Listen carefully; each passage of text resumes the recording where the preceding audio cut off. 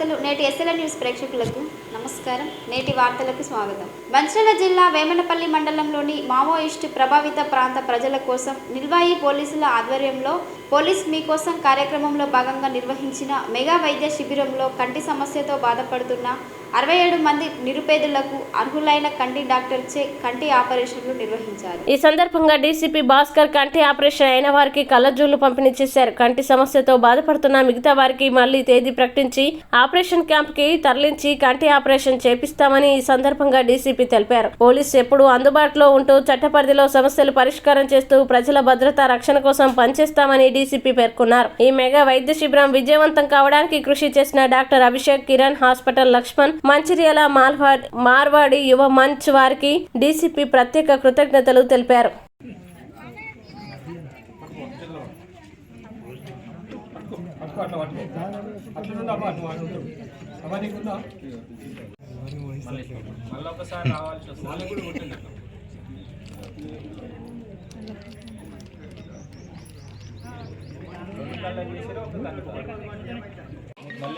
ఇప్పుడు శాంపుల్గా కొన్ని ఇస్తున్నాం. నలవద్దు ఇట్లా అస్సలు నలవద్దు. బీడి ఇట్లు ఉంది అలవాటు పని చేసిన బీడి ఉంటే మళ్ళీ పొగొస్తుంది, కళ్ళు పోతుంది.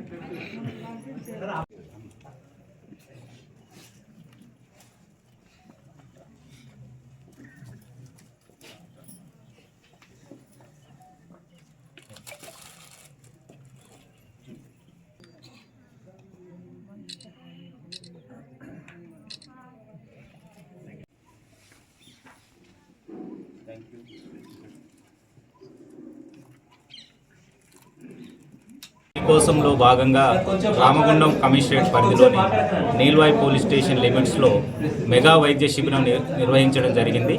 దాదాపు 2000 మందికి వైద్య సేవలు ఇచ్చి వాళ్ళకు మెడిసిన్స్, కంటి పరీక్షలు అన్నీ 20 మంది స్పెషలిస్ట్ డాక్టర్లతోటి 15 రోజుల కింద మంచి కార్యక్రమం చేపట్టడం జరిగింది. ఆ రోజు గుర్తించిన 67 మంది వృద్ధులకు క్యాటరాక్ట్ ఆపరేషన్స్ మంచిర్యాల తీసుకెళ్లి ఏర్పాటు చేయడం జరిగింది. వాళ్ళకి ఆపరేషన్ తదనంతరము ఈరోజు మరొకసారి పోస్ట్ ఆపరేటివ్ కేర్ ఇచ్చి చెకప్ చేసి వాళ్లకు కళ్ళద్దాలు పంపిణీ చేయడం జరిగింది. ఈ కార్యక్రమంలో ముఖ్యంగా ప్రజల కోసము పోలీసు ముందుంటుంది. ప్రజల యొక్క శాంతి భద్రతలు కాపాడడంతో పాటు ప్రజల యొక్క ధనమాన ప్రాణ రక్షణని కాపాడడంతో పాటు ప్రజల శ్రేయస్సు కోసం, ప్రజల సంక్షేమం కోసము సమాజంలో ఉన్న స్వచ్ఛంద సేవా సంస్థలు మరియు వివిధ డిపార్ట్మెంట్ల యొక్క సహకారంతో ప్రజలకు సేవ చేస్తున్నాము. ముఖ్యంగా ఈ మెగా కంటి చికిత్స శిబిరంలో పాల్గొని ఉచిత శస్త్రచికిత్స చేసిన డాక్టర్ అభిషేక్ గారిని, మార్వాడి సేవా సమితి వాళ్ళని, కిరణ్ హాస్పిటల్ వాళ్ళని మరియు మా యొక్క ACP Jaipur Venkateshwarlu, Chennur rural inspector Sudhakar and Neelwai SI Shyam, Kotapalli SI రాజేందర్ను ప్రత్యేకంగా అభినందిస్తున్నాను. Thank you. One of the 12 specialisations ఐకి సంబంధించి అభిషేక్ సార్ వచ్చారు సార్. అభిషేక్ సార్కి ముందే చెప్పాను సార్, ఎంతమంది అయితే అంతమందిని ఐడెంటిఫై చేయండి సార్, వాళ్ళందరికీ ఈ సర్జరీస్ చేపిద్దాము, క్యాటరాక్ట్ ఆపరేషన్ చేపిద్దామని చెప్పేసి అప్పుడు అనుకున్నాం సార్. మనం చేసిన రిక్వెస్ట్ ప్రకారం సార్ ఆ రోజే ఒక నోట్స్ పెట్టుకొని అందరినీ నోట్ చేసుకున్నాం సార్. మొత్తం 67 మెంబర్స్ని ఆ రోజు కంటి సమస్యలతో బాధపడుతున్న వాళ్ళని గుర్తించడం జరిగింది సార్. ఆ గుర్తించిన వాళ్ళని ఒక వారం రోజుల తర్వాత నుండి వాళ్ళని ఒక్కొక్కరిని మళ్ళీ కాంటాక్ట్ చేస్తూ వాళ్ళందరినీ పోలీస్ స్టేషన్ పిలిపించుకొని వాళ్ళకున్న సమస్య అవన్నీ తెలుసుకొని వాళ్ళకు డేట్ ఇచ్చి మొత్తం 4 విడతలుగా వీళ్ళందరినీ గ్రూపులుగా డివైడ్ చేసేసి మంచిర్యాలకి, చెన్నూరుకి పంపించేసి ఫ్రీ సర్జరీస్ చేయించడం జరిగింది సార్. దీనికి మాకు డాక్టర్ అభిషేక్ గారు, అదేవిధంగా మంచిర్యాలకు సంబంధించిన కూడా ఒకరోజు ముందు పోవాలి సార్. నైట్ స్టే చేసి మరునాడు సర్జరీ అటెండ్ అయ్యి మధ్యాహ్నం వరకు అట్లా వస్తారు సార్ వీళ్ళు. ఈ ప్రాసెస్లో వాళ్ళకు మధ్యాహ్నం నైట్ భోజనాలు, నైట్ స్టే ఇవన్నీ కూడా మా వాలంటరీ ఆర్గనైజేషన్ వాళ్ళ కపూర్ గారు, అదేవిధంగా మాకు సత్యసాయి సేవా సమితి చెన్నూరు గారు వాళ్ళు కూడా మాకు సాయం చేశారు సార్. భోజనాలు పెట్టి అకామిడేషన్ ఏర్పాటు చేయడానికి పని చేశారు సార్. అదేవిధంగా కొంతమంది లోకల్ దాతలు, ఆటో అసోసియేషన్ వాళ్ళు వీళ్ళందరూ ట్రాన్స్పోర్టేషన్ వీటన్నిటి కూడా సాయం చేయడం జరిగింది సార్. ఈ సందర్భంగా అందరికీ కృతజ్ఞతలు తెలియజేస్తూ మరి తమ రావడానికి ముందే కొంతమంది స్పీచెస్ మీటింగ్ను ఉద్దేశించి మాట్లాడడం జరిగింది సార్. ఇప్పుడు సింగరేణిలో పనిచేస్తున్న 40,000 మంది కాంట్రాక్ట్ కార్మికుల సమస్యలు పరిష్కరించాలని డిమాండ్ చేస్తూ శ్రీరాంపూర్ ఏరియా జీఎం కార్యాలయం ముందు గుర్తింపు సంఘం ఏఐటియుసి ఆధ్వర్యంలో కాంట్రాక్ట్ కార్మికులు పెద్ద ఎత్తున ఆందోళన చేపట్టారు. ఈ సందర్భంగా వారు మాట్లాడుతూ కోల్ ఇండియాలో అమలవుతున్న హై పవర్ కమిటీ వేతనాల్ని సింగరేణిలో కూడా అమలు చేయాలని డిమాండ్ చేశారు. ఉద్యోగ భద్రత కల్పించి కాంట్రాక్టు కార్మికులకి ఈఎస్ఐ వైద్య సదుపాయం యాజమాన్యమే కల్పించాలని డిమాండ్ చేశారు. మైండ్ యాక్ట్ ప్రకారం సింగరేణి అండర్ గ్రౌండ్ లో పనిచేస్తున్న కాంట్రాక్టు కార్మికులకి అండర్ గ్రౌండ్ అలవెన్స్లు, పని స్థలాల్లో రక్షణ చర్యలు చేపట్టాలని కోరారు. కాంట్రాక్టు కార్మికులు పనిచేస్తున్న పని విధానాన్ని బట్టి సెమీ స్కిల్డ్, హై స్కిల్డ్ వేతనాలు ఇవ్వాలని కోరారు. సింగరేణి యాజమాన్యానికి ఎన్నిసార్లు విన్నవించినా కూడా కాంట్రాక్టు కార్మికుల పట్ల వివక్షత చూపుతుందని ఆరోపించారు. కాంట్రాక్టు కార్మికులందరికీ సీఎంపీఎఫ్ చిట్టీలు, లోన్స్ సౌకర్యం కల్పించే విధంగా యాజమాన్యం చర్యలు చేపట్టాలని కోరారు. ఇప్పటికైనా సింగరేణి యాజమాన్యం స్పందించి సింగరేణి కాంట్రాక్టు కార్మికుల పట్ల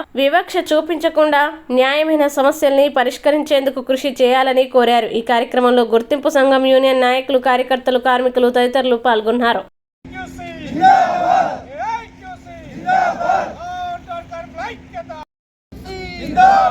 పరిష్కరించాలి పెండింగ్ లో ఉన్న కాంట్రాక్ట్ కార్మికుల సమస్యలను వెంటనే చెల్లించాలి. హై పవర్ కమిటీ వేతనం చెల్లించాలి. హై పవర్ కమిటీ వేతనం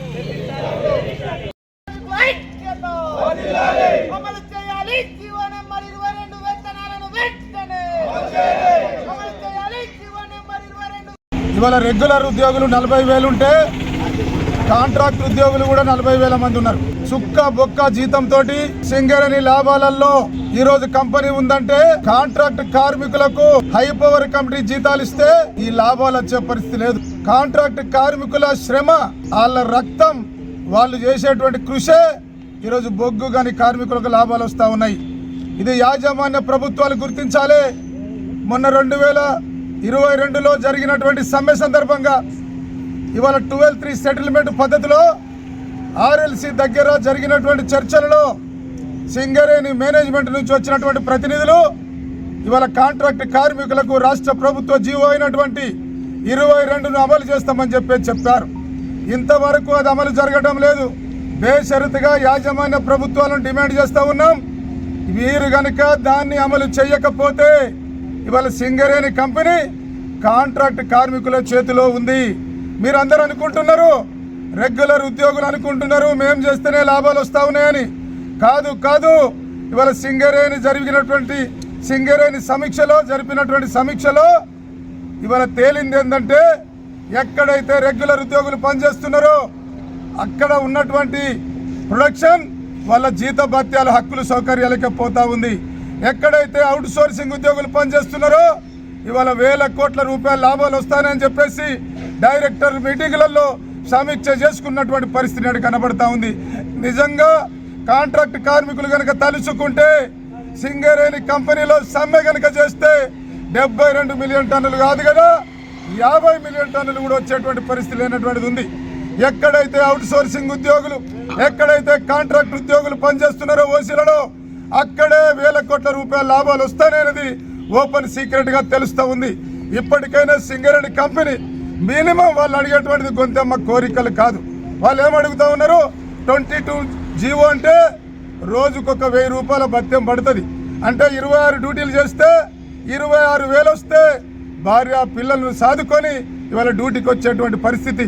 ఈ 8,000, 9,000, 10,000ల్లో 2-3 పిల్లలు ఉంటే అక్కడ వైద్యానికి, అక్కడ తిండికి, తిప్పలకు ఇంటి దగ్గర వాళ్ళ కుటుంబం వేడి చేస్తే ఆ ఉద్యోగి ఇక్కడికి వచ్చి నిరాశ నిస్పృహతోటి బాధలు పడుతూ ఇబ్బందులు పడుతున్నటువంటి పరిస్థితి కనబడతా ఉంది.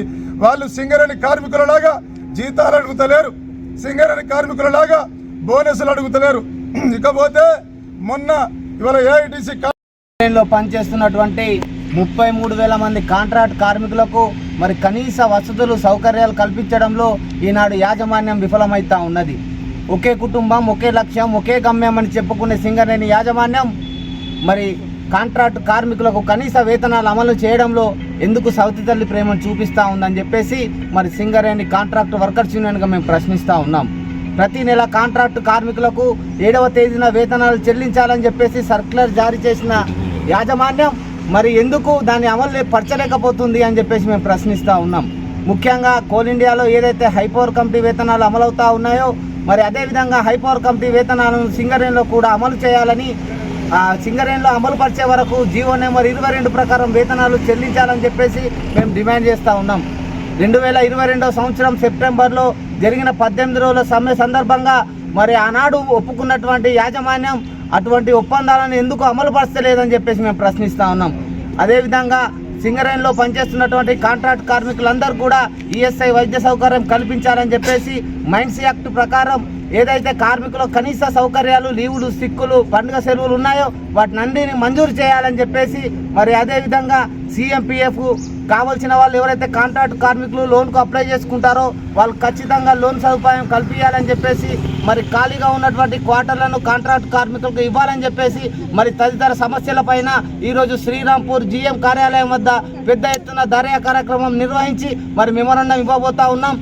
సింగరేణి యాజమాన్యం పవర్ ప్లాంట్ ఏర్పాటు కోసం 2009లో భూసేకరణ సమయంలో ఇచ్చిన హామీలను తుంగలో తొక్కి భూ నిర్వాసిత కాంట్రాక్ట్ కార్మికులకు తీరని అన్యాయం చేశారని హెచ్ఎంఎస్ యూనియన్ రాష్ట్ర అధ్యక్షులు రియాజ్ అహ్మద్ ఆరోపించారు. శనివారం Jaipur power plant HMS union నాయకులు పెగడపల్లి గ్రామ పంచాయతీ ఆవరణలో ఈ నెల 18న కార్మికులు చేపట్టే నిరసన సమ్మెకు స్థానిక గ్రామస్తులు మద్దతు కోరుతూ సమావేశం నిర్వహించారు. ఈ సమావేశంలో స్థానిక గ్రామ ప్రజలతో పాటు కార్మికులు, యూనియన్ సభ్యులు ప్లాంట్ వల్ల ఎదురయ్యే సమస్యలపై ఆగ్రహం వ్యక్తం చేస్తూ మాట్లాడారు. ఈ సందర్భంగా రియాజ్ అహ్మద్ మాట్లాడుతూ స్థానిక రాజకీయ నాయకులు ప్లాంట్ యాజమాన్యంతో కుమ్మక్కై కార్మికుల హక్కుల్ని కాలరాస్తున్నారని ఆరోపించారు. పవర్ ప్లాంట్ లో వివిధ కార్మిక సంఘాలు ఉన్నప్పటికీ అవన్నీ రాజకీయ పార్టీలకి అనుబంధ తోకలుగా పనిచేస్తున్నాయని విమర్శించారు. ఇక్కడి సిఎస్ఆర్ నిధుల్ని ఇతర ప్రాంతాలకు తరలించడం ఏంటని ఆవేదన వ్యక్తం చేశారు. ప్లాంట్ ప్రభావిత గ్రామానిగా పెగడపల్లిని దత్తత గ్రామంగా ప్రకటించి సింగరేణి యాజమాన్యం గ్రామ అభివృద్ధిని నిర్వహించడం నిర్లక్ష్యం చేయడం ఏంటని ప్రశ్నించారు. భూ నిర్వాసిత కార్మికులను పర్మనెంట్ చేయాలని డిమాండ్ చేశారు. కార్మికుల సమస్యల పరిష్కార పోరాటానికి ప్రతి ఒక్కరూ మద్దతు తెలిపి సమ్మెకు తరలి రావాలని కోరారు. కొంతమంది వెనక నుండి ఆయారాములు గాయారాములు ఉంటారు. వాళ్ళు ఎందుకు వచ్చిండ్రు, దానికి వచ్చినా దీనికి వచ్చినా ఓట్ల కోసం అంటే ఓట్లు లేవు, ఓట్లకు మేము నిలబడం. మా సంఘం హెచ్ఎంఎస్ హింద్ మజ్దూర్ సభ అంటే సోషలిస్ట్ కార్మిక సంఘం, నాన్ పొలిటికల్ ట్రేడ్ యూనియన్. ఏ రాజకీయ పార్టీకి మా తోక కాదు. భారతదేశంలో 5 సంఘాలు ఉన్నాయి. 5 సంఘాల్లో నేషనల్ సంఘాలు ఒకటి ఐఎన్టీసీ ఉంది, కాంగ్రెస్కు తోక. ఏఐటీసీ ఉంది, సిపిఐకి తోక. సిఐటి ఉంది, సిపిఎంకు తోక. బిఎంఎస్ ఉంది, బీజేపీకి తోక. హెచ్ఎంఎస్ ఒకటే ఆనాడు మన జయప్రకాష్ నారాయణ్, రామ్ మనోహర్ లోహియా సోషలిస్ట్ నాయకులు నిర్మించారు. కార్మిక సంఘం అనేది ఏ పొలిటికల్ పార్టీకి తోక ఉండద్దు. దానికి తోకకుంటే వాళ్ళు చెప్పిన నిర్ణయానికి కట్టుబడి ఉండాల్సి వస్తుంది. ఈ కంపెనీ ముంచాలంటే ముంచండి సార్ అని చెప్పాల్సి వస్తుంది. ముంచద్దు సార్, మాకు పర్మనెంట్ ఉద్యోగాలు ఏమంటే ఇవ్వాల్సి వస్తుంది. పర్మనెంట్ ఉద్యోగం ఇవ్వమంటే మేము ఇవ్వం సార్ అని చెప్పాల్సి వస్తుంది వాళ్ళకి. అందుకే ఫ్రీ ఇండిపెండెంట్ ట్రేడ్ యూనియన్ మాది. మేము ఈ గ్రామం కోసం, ఈ ప్రాంట్ గురించి చాలా రోజుల నుండి కష్టపడుతున్నాం. యూనియన్ రిజిస్ట్రేషన్ చేసినాం, లీగల్గా పోతున్నాం, ఇల్లీగల్గా పోతలేం. ఇవాళ ఉన్న సోకాల్ నాయకులు ఏంటంటే వాళ్ళ చిన్న పని కాకపోతే నేను స్ట్రైక్ చేస్తా, నేను ఇది చేస్తా, 10 మంది తీసుకుపోయి హంగామా చేసి డ్రామా చేసి వాల్ పోస్టర్లు, కరపత్రాలు, కండువాలు వేసుకొని డామ్ డిమంటారు. వాళ్ళు ఏదో ఇవ్వగానే ఇంటికి వెళ్ళిపోతారు. కానీ మా సంఘం అటువంటిది కాదు. మేము కార్మికుల కోసం పుట్టినాం, కార్మికుల కోసం బతుకుతున్నాం. ఆపదనున్న కార్మికులు ఆదుకుంటున్నాం. సింగరేణి వ్యాప్తంగా ఎవరన్నా అడగండి, మా రెడ్డి సార్కు తెలుసు బాగా, ఇన్స్పెక్టర్గా చేసిండు మేము ఎట్లా కొట్లాడుతున్నాం, ఎన్ని ఆపదలు ఇచ్చినాయి. ఏదో ఉత్తరప్రదేశ్లో డోజర్ ఎక్కింది, అది కాదు. మా కళ్ళ ముందు నా ఆఫీస్లో డోజర్ ఎక్కించారు. ట్రేడ్ యూనియన్ ట్రైనింగ్ సెంటర్ని గోదావరికిలో పెడితే కళ్ళు మండిన కొంతమంది నాయకులు అందరు కలిసి దీన్ని డోజర్తో ఎక్కించిండ్రు. అయినా తట్టుకొని నిలబడ్డాం. మళ్ళీ మా కార్మికులే మనిషికి ఒక ఇటుక తీసుకొచ్చి ఆఫీస్ కట్టిండ్రు. అందుకే మేము ఏ ఆశతో రాలేదు. కార్మిక సమస్యల మీద ముట్టుకున్న తర్వాత వదిలిపెట్టాం. ఈ ప్రాజెక్ట్ అందరు చెప్తున్నారు 2009లో ఇనాగ్రేషన్ ఎవరు చేసిండ్రు? వైఎస్ రాజశేఖర రెడ్డి చేసిండు. అప్పుడున్న కలెక్టర్ మీ అందరికి ఏం చెప్పిండు? పర్మనెంట్ ఉద్యోగాలు ఇస్తా అన్నాడు, అందరికి ఇస్తా అన్నాడు. నువ్వు పని చెప్తా, పర్మనెంట్ ఉద్యోగాలు ఇస్తా అన్నాడు. ఈ దత్తత గ్రామం అన్నాడు. దత్తత తీసుకుని ఏం చేసినావు? దుబ్బను మీ ఇండ్ల మీద వేస్తున్నావు, రోగాల బారిన పడుతున్నారు. ఆదుకుంటున్నావా?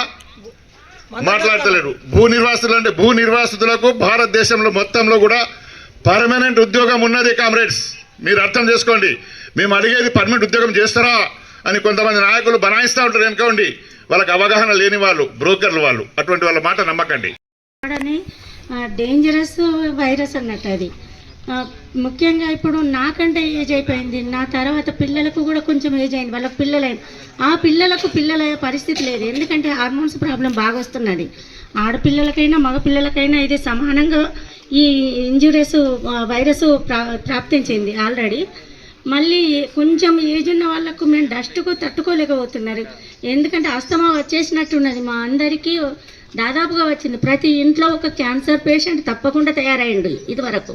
ఇది ఎందుకంటే సైలెన్స్ కిల్లర్ లాగా మా ఇళ్ళల్లో ప్రవేశించింది ఈ డస్ట్ వలన. ఇది హాస్పిటల్కి పోతేనే తొందరగా బయటపడదు, సెకండ్ థర్డ్ స్టేజ్లో బయటపడుతున్నది. ఈ పొల్యూషన్ అరికట్టడానికి మరి మా గ్రామస్తులందరూ ఇప్పటికైనా ముందుకు వస్తారా రారా అది ఆలోచించవలసింది, అది వాళ్ళ విజ్ఞతకే మేము వదిలేస్తున్నాను. కాకపోతే ఇక్కడ మాత్రం ఆరోగ్య సమస్య, మనం ఆరోగ్యంగా ఉంటేనే కదా మన ముందు తరాలను ముందుకు వాళ్ళ భవిష్యత్తును తీర్చిదిద్దడానికి అవకాశం ఉంటుంది. మనమే అనారోగ్యం పాలైన తర్వాత మన పిల్లల్ని ఏం చూసుకుంటాం, మనం ఎవరిని ఏం చూసుకుంటాము? ఎవరో ఏదో చేస్తారని అందరూ కదిలి రావాలి దీనికి. ముఖ్యంగా ప్రతి ఒక్క ఇంటి నుండి ఈ సమస్య ప్రతి ఒక్కరి ఇంట్లో ఉన్నది. అందరూ బయటకు వచ్చి మాట్లాడి ఈ సమస్యను శాశ్వతంగా పరిష్కారం చేయాలని కోరుకుంటున్నాను. లో ఉంది మన ఇక్కడ ఎంతో మంది ఉన్నారు, కానీ ఎక్కడ చూస్తే మాత్రం ఎందుకంటే బయట వాళ్ళు ఎక్కడెక్కడో వచ్చి చేసుకుంటారు. మెయిన్ ఏంటంటే పోయేటోళ్ళకు చాలని జీతాలు, ఎందుకంటే మినిమం అక్కడ చేసే జీతానికి బయట అయ్యే ఖర్చులకు చాలా డిఫరెన్స్ ఉంది. ఎందుకంటే అలా చేస్తాను అని ఒక పేరుకు తప్ప బయట వచ్చినాక కూలీ చేసుకున్న కంటే అధ్వానం ఉన్నది పరిస్థితి. మెయిన్గా పొల్యూషన్. ఇప్పుడు యూత్ ఎందుకంటే నాకన్నా చిన్న 20 సంవత్సరాలు 30 సంవత్సరాలు పిల్లగాలి, ఎందుకంటే లంగ్స్ ఇన్ఫెక్షన్. ఎందుకంటే ఆ డస్ట్ వల్ల ఇప్పటికీ వాళ్ళు చేంజ్ అయ్యి సిహెచ్పిలో ఉన్న వాళ్ళు ఇప్పటికీ మన వాళ్ళు ఉన్నారు. ఆ రిపోర్ట్లు తీసుకొని చూస్తే వాళ్ళ రిపోర్ట్లు చూపిస్తాయి. ఎందుకంటే మనం మాట్లాడాలంటే దానికంటే ప్రతి ఒక్కరికి తెలుస్తుంది. వాళ్ళ రిపోర్ట్లు చూస్తే ఆ ఏజ్లో అదే బయట ఇంతకుముందు ఈ ప్లాంట్ లేకముందు వాతావరణం ఎంతో క్లీన్గా ఉండి ప్రతి ఒక్కరు ఆరోగ్యంగా ఉండదు. అట్లాంటిది ఇప్పుడు ఈ ప్లాంట్ చేయడం వల్ల ఒక్కొక్కరి లంగ్ ఇన్ఫెక్షన్ ప్లస్ చాలామందికి ఇబ్బందులు అవుతున్నాయి. మెయిన్గా ఏంటంటే ఇలా చేసేటోళ్ళకు సార్ ఇంతకుముందు చెప్పారు, ఎందుకంటే సెంట్రల్ వేజెస్ ప్రకారం ఇస్తే అది బాగుండు, కానీ అది ఇప్పటికీ మనకి ఇక్కడ అమలు అవుతలేవు. అది చేసి ఏంటంటే ఇంటి దగ్గరికి వచ్చి అందరు చాలామంది అరే మనం జాబ్ చేసుకుంటున్నాం, పేరుకేమో పెద్ద పేరు ప్లాంట్లో చేస్తుండు మా అబ్బాయి చేస్తుండని, కానీ ఆ వచ్చే జీతం ఇక్కడ వచ్చే మన పరిస్థితులకు సరిపోవట్లేదు. అదేవిధంగా మెయిన్గా ఇక్కడ మా యువత, పెడపల్లి యువత ఎంతమంది అవుతున్నారో సార్, చాలామంది ఇప్పటికీ బయట వాళ్ళు వచ్చి ఎంతోమంది చేసుకుంటారు. వాళ్ళకు కనీసం ఉండడానికి ఇల్లు లేవు, కనీసం బయట జాగాలు కూడా లేవు సార్. కానీ వాళ్ళకి ఇప్పుడు ప్రతి సంవత్సరం ఇప్పుడు 10 సంవత్సరాలు బంగారు తెలంగాణ అయిపోయింది, నెక్స్ట్ ఇప్పుడు కాంగ్రెస్ ప్రభుత్వం వచ్చింది. ప్రభుత్వాలను అనట్లేదు, కానీ మినిమం ఇక్కడ ఉన్న వాళ్ళు ఇంతమంది ఏదైనా అంటే నోటీసులు ఇస్తారు. అట్లాంటిది ఇంతమంది ఊళ్ళో ఉన్న వాళ్ళు ఎంతమంది బ్యాక్వర్డ్ ఉన్నారు పాప, వాళ్ళు ఎవరెవరు ఏం చేసుకుంటారు, వాళ్ళకి ఉండడానికి తినడానికి కూడా లేవు. అట్లాంటి వాళ్ళకు జాబులు ఇచ్చి కనీసం వాళ్ళకు తగ్గ అంటే మినిమం ఏదో ఎడ్యుకేటెడ్ పరంగా ఇంజనీర్ ఎట్లా మినిమం వేజెస్ అనేది వాళ్ళకు ఒక జాబ్ అవకాశం కల్పిస్తే వాళ్ళకు కూడా మన పవర్ ప్లాంట్ తరఫున వాళ్ళకు అవకాశం కలుగుతుందని కోరుకుంటున్నా. ఉమ్మడి ఆదిలాబాద్, మెదక్, కరీంనగర్, నిజామాబాద్ జిల్లాలలో పనిచేస్తున్న ఉపాధ్యాయుల సమస్యలను పరిష్కరిస్తానని పట్టభద్రుల ఎమ్మెల్సీ అభ్యర్థి కట్కూరి నరేందర్ రెడ్డి అన్నారు. మంచిర్యాల జిల్లా మందమరి మండలంలోని తవక్కల్ గ్రూప్స్ పాఠశాలల అధినేత అబ్దుల్ అజీజ్ ఆధ్వర్యంలో రామకృష్ణాపూర్ పాఠశాలలో నిర్వహించిన సంక్రాంతి సంబరాల్లో నరేందర్ రెడ్డి పాల్గొని మాట్లాడారు. పట్టభద్రుల ఎమ్మెల్సీ ఎన్నికల్లో తనను గెలిపిస్తే ప్రైవేటు పాఠశాలల్లో విధులు నిర్వహిస్తున్న ఉపాధ్యాయుల సమస్యల్ని పరిష్కరించడంతో పాటు నిరుద్యోగులైన పట్టభద్రుల సమస్యలు, సింగరేణి కార్మికుల సమస్యల్ని పరిష్కరించడానికి కృషి చేస్తానని ఆయన హామీ ఇచ్చారు. ఇన్కమ్ ట్యాక్స్ విషయంలో సింగరేణి కార్మికులు ఎదుర్కొంటున్న సమస్యల్ని పరిష్కరించడంలో కృషి చేస్తానని ధీమా వ్యక్తం చేశారు. తవక్కల్ పాఠశాలలో నిర్వహించిన ముగ్గుల పోటీల్లో గెలుపొందిన విజేతలకి బహుమతుల్ని ఈ సందర్భంగా అందజేశారు. ఈ కార్యక్రమంలో ట్రస్మా మంచిర్యాల జిల్లా వర్కింగ్ ప్రెసిడెంట్ మల్లెత్తుల రాజేంద్రపాణి, ట్రస్మా జిల్లా వర్కింగ్ ప్రెసిడెంట్ ఉపేందర్, నాయకులు జుల్ఫీర్ ఖాన్, మమతా రామకృష్ణ, కేతనపల్లి మున్సిపాలిటీ చైర్మన్ జంగం కళ, వైస్ చైర్మన్ సాగరెడ్డి, కాంగ్రెస్ నాయకులు గాండ్ల సమ్మయ్య, కౌన్సిలర్లు ప్రేమలత, శివాని, పార్వతి, విజయ, నాయకురాలు పుష్ప, కల్పన పాల్గొన్నారు. 50కు పైగా విద్యా సంస్థలు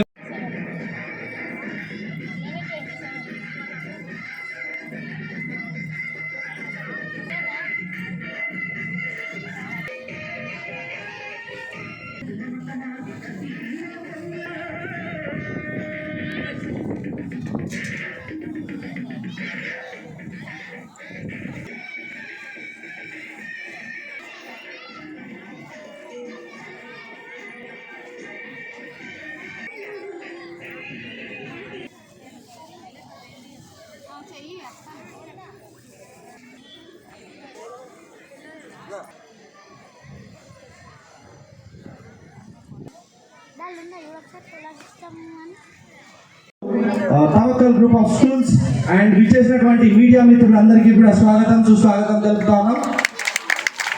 so we heartfully welcome to Shri Vaishnavi team వాళ్ళకి గట్టిగా చప్పట్లతో ఆ ఇద్దరు పిల్లల్ని ఆహ్వానిద్దాం.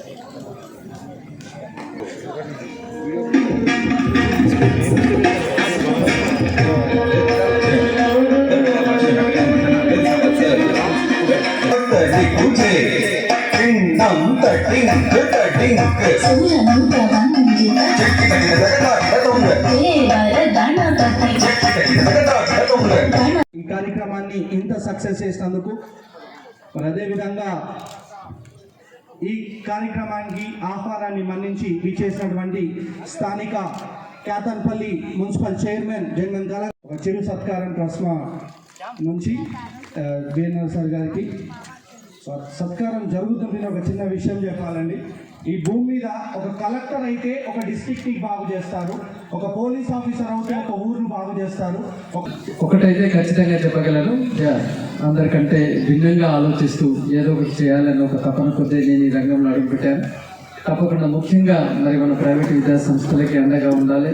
అటు ఎంప్లాయీస్ అయిన మీకు, వేదిక పైన యాజమాన్యాలు అందరికీ కూడా ఒక బ్యాక్ బోన్గా, ఒక బ్రదర్ లాగా ఉండి ఎక్కడైతే మన పట్ల కొంచెం చిన్న చూపు జరుగుతున్నదో, ఎలా ఉంటుంది అంటే చిన్న చూపు. నిన్ననే మన సైన్స్ ఫేర్ స్టేట్ మీట్ జరిగిపోయింది మన దగ్గర ఉండే జస్ట్ 3 days బ్యాక్. కరీంనగర్ నుంచి అద్భుతంగా మాదొక ప్రాజెక్ట్ ఉంది, అలాగే వర్ధన్నపేట వరంగల్ జిల్లా స్కూల్ నుంచి కూడా ఒక అద్భుతమైన ప్రాజెక్ట్ ఉంది. కరీంనగర్ నుంచి ఒక స్కూల్ వాళ్ళకి ఇచ్చారు. మా వర్ధన్నపేట స్కూల్ ప్రాజెక్ట్ కూడా నేషనల్ సెలెక్ట్ అయ్యింది. కరీంనగర్లో ఉన్న మా ప్రాజెక్ట్ ఇంకెందుకు సెలెక్ట్ కాలేదు అంటే కరీంనగర్లో ఆల్రెడీ ఇంకొక స్కూల్కి ఇచ్చాము. తర్వాత మీ ఆల్ఫోర్స్కి ఆల్రెడీ వరంగల్ జిల్లాలో ఇచ్చాము కాబట్టి మేము కరీంనగర్ దగ్గర కొట్టామని చెప్తున్నాను. అంటే చూడండి ఎంతో అద్భుతంగా కష్టపడి మనం స్కూల్ గేమ్ ఫెడరేషన్లో కావచ్చు, లేకపోతే సైన్స్ ఫేర్లో కావచ్చు, ఎంత మనం కష్టపడి మన పిల్లల్ని మనం పంపిస్తుంటాం. పంపించిన తర్వాత రకరకాల రీజన్స్ తోటి కొంచెం వెనక్కి పెట్టడం అనేది మనకి బాధాకరంగా అనిపిస్తుంటుంది. అవును కదా, మన పిల్లల్ని కాంపిటీషన్ చాలా పంపిస్తుంటాం, ప్రైజ్ వస్తుంది అనుకున్నాం కానీ మిస్ అయిపోతుంటాం రకరకాల రీజన్స్ తోటి. ఇలా మన పట్ల ఇప్పటికీ కూడా కొంచెం సవతి తల్లి ప్రేమ జరుగుతుంది అనేది వాస్తవం. మరి ఇప్పటివరకు పెద్దలు చెప్పి ఉన్నారు, more than 50% of the students మన దగ్గర చదువుతున్నారు. అవును కదా, దట్టు అతి తక్కువ ఫీజు తోటి. ఇదే ప్రభుత్వం ₹1,00,000 తీసుకుంటున్నది. అంటే నిజంగా చెప్పాలంటే మనం ప్రభుత్వ ఖజానాన్ని మనం ఆదాయం చేస్తున్నాం, సేవ్ చేస్తున్నాం ప్రైవేట్ విద్యా సంస్థలు. ఇంత చేస్తున్నా మరి మన టీచర్స్కి ప్రభుత్వం ఏం చేస్తుంది అంటే ఏమీ లేదు. అందుకే అడుగుతున్నాం, మీరు కట్టాల్సిన PF ESI షేర్ అంతా కూడా ప్రభుత్వమే కట్టాలని నేను చెప్తున్నాను. మేనేజ్మెంట్ కట్టాల్సిన PF ESI షేర్ మేనేజ్మెంట్ కడుతున్నారు కూడా వాళ్ళు. మీరు కట్టాల్సిన షేర్ ప్రభుత్వం కట్టాలి. ఎందుకంటే మనం ప్రభుత్వ ఆదాయాన్ని ఎంతో నిజానికి మనం సేవ్ చేస్తున్నాం. ఇది చాలామందికి తెలియదు. నేను మొన్న కూడా ఒక మీటింగ్లో చెప్పాను, అన్ని ప్రభుత్వ డిగ్రీ కళాశాలల్లో పిల్లలు ఫీజులు కడుతున్నారు. ప్రభుత్వ డిగ్రీ కళాశాల మీరు అనుకుంటారు ప్రభుత్వం అంటే ఉచితమే కదా సార్ అని మీరు అనుకుంటున్నారు. నేను కూడా అట్లాగే అనుకుంటున్నాను. నేను అనుభవంలో కూడా డిగ్రీ కళాశాలల్లో, ప్రభుత్వ డిగ్రీ కళాశాలలో పిల్లలు ₹6,500 ఫీజు కడుతున్నారు. కాకపోతే మన తెలంగాణ యూనివర్సిటీ కానీ, శాతవన యూనివర్సిటీ కానీ, కాకతీయ యూనివర్సిటీ కానీ రీఎంబర్స్మెంట్ వస్తుంది. అక్కడ కూడా రీఎంబర్స్మెంట్ అనేది గవర్నమెంట్లో కూడా ఉన్నది. రీఎంబర్స్మెంట్ వస్తుంది కాబట్టి వీళ్ళు ఎవరు మళ్ళీ ఫీజులు అడగట్లేదు. ఇదే ఇప్పుడు మన MLC పరిధిలో మనకి మెదక్ కూడా ఉంది. వెళ్ళినప్పుడు అక్కడ పిల్లలు గోల చెప్తున్నారు, సార్ మెదక్ జిల్లా అంటే అది ఉస్మానియా యూనివర్సిటీ కింద వస్తుంది. అక్కడ ఉస్మానియా యూనివర్సిటీ కింద అన్ని కాలేజీలు రీఎంబర్స్మెంట్ రావట్లేదు, మేమేం చేయలేము అని గవర్నమెంట్ కళాశాలలో చదువుతున్న పిల్లల దగ్గర ₹6,500 కలెక్ట్ చేస్తున్నారు. అంటే చూడండి, అసలు గవర్నమెంట్ ఇన్స్టిట్యూట్స్లోనే పిల్లలు ఫీజులు కట్టడం అనేది ఎంత విడ్డూరంగా ఉన్నది చెప్పండి. మరి ఎంతమంది రాజకీయ నాయకులు ఎంతమంది గెలుస్తున్నారు, ప్రామిస్ చేస్తున్నారు, అసలు ఎక్కడైనా విన్నామా మనం? అంటే నార్మల్ కోర్సులో కూడా ఒకప్పుడు ఇది ఎలా మొదలైంది అంటే కంప్యూటర్ సైన్స్ దీనికి ఖచ్చితంగా ఫీజు కట్టాలని మొదలుపెట్టారు. ఇప్పుడు కంప్యూటర్ సైన్స్ కాదు, నార్మల్ BAకి ఫీజు కడుతున్నారు, BCom కడుతున్నారు, అన్ని కోర్సులకి కూడా వాళ్ళ గవర్నమెంట్ ఫీజులు తీసుకుంటున్నారు. ఆ మెదక్ వెళ్ళినప్పుడు పిల్లలు అదే చెప్తున్నారు, సార్ మేము ఇక్కడ ఫీజు కట్టడం ఏం సార్, అదే మేము ప్రైవేట్ కాలేజ్లో జాయిన్ అయితే ఎన్నడో రీఎంబర్స్మెంట్ ఎప్పుడు వచ్చినా పర్లేదు, వాళ్ళు మమ్మల్ని డబ్బులు అడగలేదు. ఇక్కడ మాత్రం మమ్మల్ని మొక్కు బట్టి పిండిస్తున్నారు. ఇప్పుడు ఎగ్జామ్ ఫీజు తీసుకోమంటే ఈ ఫీజు కడితేనే ఎగ్జామ్ ఫీజు తీసుకోమంటున్నారు. ఇది వింటున్నది మనం ప్రభుత్వం. అదే ప్రైవేట్ అయితే ఏమంటారు, పరీక్షల ముందు హాల్ టికెట్ల ముందు మేము ఖచ్చితంగా చర్యలు తీసుకుంటాం, ప్రైవేటు విద్యా సంస్థలు హాల్ టికెట్లు ఆపకూడదు అని చెప్పేసి మన మీద స్క్రోల్ అవుతూ ఉంటాయి. బట్ ఇవాళ ప్రభుత్వమే ఆ పని చేస్తున్నది కదా. కాబట్టి ఖచ్చితంగా ప్రభుత్వ విద్యా సంస్థల్లో ఎక్కడ కూడా పిల్లల దగ్గర ఫీజులు వసూలు చేయకుండా మనం చేయాలి. దానికి నేను కట్టుబడి ఉంటానని చెప్తున్నాను. ఇక్కడ ప్రైవేట్ పాఠశాల గురించి ఒక విషయం చెప్పాలనుకుంటున్నాను. ఎందుకంటే మంచిర్యాల జిల్లాలో ప్రస్మా సంఘాన్ని అందరినీ ఐక్యంగా ముందుకు తీసుకెళ్ళడానికి మా వంతు మేము సహకారం చేస్తున్నాం. సో ఇక్కడ ప్రభుత్వానికి ప్రైవేట్ అండ్ గవర్నమెంట్ రెండు దాళ్ళు.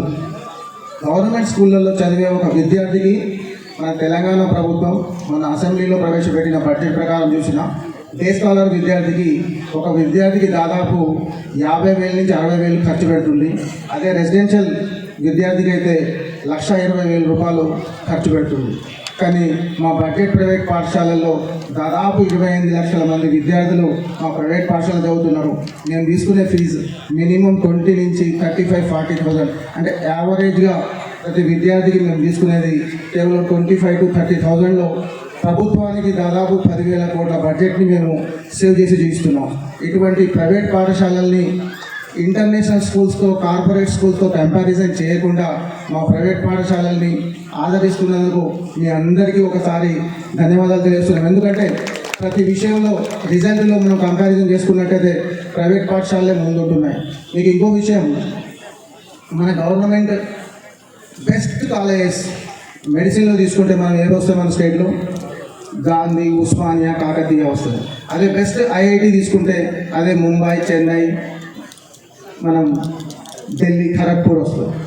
ఇటువంటి బెస్ట్ కాలేజెస్ని రన్ చేసేది ఎవరు? గవర్నమెంట్. క్వశ్చన్ పేపర్ కంపోజ్ చేసేది ఎవరు? గవర్నమెంట్. ఎగ్జామ్ కండక్ట్ చేసేది ఎవరు? గవర్నమెంట్. కానీ బెస్ట్ ఐఐటీస్ని తయారు చేయడానికి, మెడిసిన్స్ డాక్టర్లను తయారు చేయడానికి ఎవరు అవసరం వస్తుంది? ఫర్ ఎగ్జాంపుల్ రామకృష్ణాపూర్లో గవర్నమెంట్ స్కూళ్ళలో చదివిన పిల్లల్ని తీసుకుంటే ఎంతమందికి ఈ ఐఐటీలో సీట్ వచ్చింది? 1%, 2%. రిమైనింగ్ 98% స్టూడెంట్స్ని తయారు చేస్తున్నది మా నరేందర్ రెడ్డి లాంటి విద్యావేత్తలు. సో ఒక పరంగా ప్రభుత్వం ప్రైవేట్ యాజమాన్యాలకే సపోర్ట్ చేస్తున్నట్టు అనిపిస్తుంది. ఎంత బడ్జెట్ పెట్టినా ప్రైవేట్ పాఠశాలలు, ప్రైవేట్ కాలేజీలు ముందుకు రావడం లేదు. ఎందుకు? గవర్నమెంట్ ఇంత ఖర్చు పెడుతున్నా ఈ 75 సంవత్సరాల భారతదేశంలో మన తెలంగాణ రాష్ట్రం చివరి నుంచి ఇంకా 3వ స్థానంలో ఉంది. సో మేమే లేకపోతే, ప్రైవేట్ విద్యా సంస్థలు లేకపోతే మన లిటరసీ రేట్ ఎక్కడికి పడిపోతుంది ఒక్కసారి మీరు అందరూ ఆలోచించాలి. సో అదేవిధంగా మేము నరేందర్ రెడ్డి అన్న గురించి ఒక విషయం చెప్తాను. ఎందుకంటే మా ప్రైవేట్ విద్యా సంస్థలకి ఆయన ఇన్స్పిరేషన్, మోటివేటర్. ఎందుకంటే మాకు దిక్సూచి, మాకు కర్త కర్మ క్రియ, మా విద్యా సంస్థల్ని ఏ విధంగా నడపాలని ఆలోచన చేసినప్పుడు నరేందర్ రెడ్డి అన్నని మేము ఇన్స్పిరేషన్గా తీసుకోవాలి. ఎందుకంటే జస్ట్ ఇందాకనే చెప్పడం జరిగింది, ఒక ట్యూషన్ మాస్టర్గా తన క్యారియర్ని ప్రారంభించి గత 3 దశాబ్దాల నుంచి దాదాపు తెలంగాణ అండ్ మహారాష్ట్రలో 52 విద్యా సంస్థల్ని నడుపుతున్న ఏకైక వ్యక్తి ఎవరైనా ఉన్నాడంటే మన నరేందర్ రెడ్డి గారు. చనిపోయిన తర్వాత స్టాక్ మార్కెట్ బ్రోకర్గా పనిచేస్తూ ఆనాటి కాలంలోనే అర్షద్ మెహతాను నీతిగా ఢీకొని ఆ తర్వాత 1000 కోట్లు సంపాదించి ఇది కాదు జీవితం అనే ఆలోచనతోటి 92 సంవత్సరంలో మళ్ళీ ఒక చిన్న మార్పును ప్రారంభించి ఈనాడు దేశవ్యాప్తంగా 335 మార్పులు ప్రారంభించిన ఆ దామిని పేరు మీదనే ఈనాడు డిమార్ట్ అనే ఒక సంస్థ స్టార్ట్ అయింది. ఆ డిమార్ట్లో దాదాపుగా 18,000 మంది రెగ్యులర్ ఎంప్లాయీస్, 53,000 మంది కాంట్రాక్ట్ ఎంప్లాయీస్ పనిచేస్తున్నారు. ఇంతమందికి ఉపాధి అవకాశం కల్పించడానికి కారణం అతనికి ఉన్న స్కిల్స్, అతనికి ఉన్న హార్డ్ వర్క్. మరి అదేవిధంగా చెన్నైలో పుట్టి 2002 నుంచి 2024 వచ్చేసరికి సుమారుగా 55 విద్యా సంస్థలను స్థాపించి టీచింగ్ నాట్ టీచింగ్ 10,000 మందికి ఉపాధి అవకాశాలు చేస్తున్న వ్యక్తి ఎవరంటే ఆ వ్యక్తే VNR means all force Narendra Reddy అన్న. ఆయన మనకు ఆదర్శం. ఎందుకంటే తనలో ఉన్న స్కిల్స్, తనలో ఉన్న హార్డ్ వర్క్ ఇప్పటికి కూడా ఉదయం 4 గంటలకు లేచి మళ్ళీ 12 తర్వాతనే నిద్రిస్తాడు. అలాంటి హార్డ్ వర్క్ వ్యక్తికి మనం పూర్తిగా మద్దతు ఇవ్వాల్సిందిగా మీ అందరికీ విజ్ఞప్తి చేసి, అతని స్కిల్స్ ఏ విధంగా ఉంటాయంటే soft skills, knowledge skills, income generator skills, leadership skills, learning skills, social work skills అన్నలో కనపడతాయి. కాబట్టి అలాంటి అన్నకు మనందరం కూడా మద్దతు ప్రకటించాల్సిందిగా మీ అందరికీ శిరస్సు వంచి ప్రార్థిస్తున్నాను. అన్న హార్డ్ వర్క్ ఏ విధంగా ఉంటుందంటే హానెస్టీగా ఉంటుంది, యాటిట్యూడ్గా ఉంటుంది, రెస్పాన్సిబిలిటీగా ఉంటుంది, డిసిప్లిన్గా ఉంటుంది, వర్క్షిప్గా ఉంటుంది, ఒక ఆబ్జెక్టివ్ లక్ష్యం ఉంటుంది, ఒక రియాలిటీ గల నాలెడ్జ్ పర్సన్ నరేంద్ర నన్ను మరొకసారి మీ అందరికీ తెలియజేస్తూ, వారినే ఎందుకు ఎమ్మెల్సీగా గెలిపించాలంటే కోల్బెల్ట్ ప్రాంతంలో ఈనాడు మన తండ్రుల జాబ్స్ మన పిల్లలకు వస్తున్నాయి. మన పిల్లలు ఎంబీఏ చేసినారు, బీటెక్ చేసినారు, వాళ్ళకు సరి అయిన సూటబుల్ జాబ్ లేదు. వారు గెలిచినట్లయితే ఇంటర్గా ఎగ్జామ్స్ పెట్టించి మన పిల్లలకు వాళ్ళకు సూటబుల్ జాబ్ ఇచ్చే దమ్ము ఉన్న నాయకుడు, సత్తా ఉన్న నాయకుడు, దాని మీద విజన్ ఉన్న నాయకుడు నరేంద్ర అని తెలియజేస్తున్నాను. నేటి ఎస్ఎల్ఎన్ న్యూస్ ఇంతటితో సమాప్తం. తిరిగి ప్రసారమయ్యే ఎస్ఎల్ఎన్ న్యూస్లో మళ్ళీ కలుద్దాం. అంతవరకు సెలవు.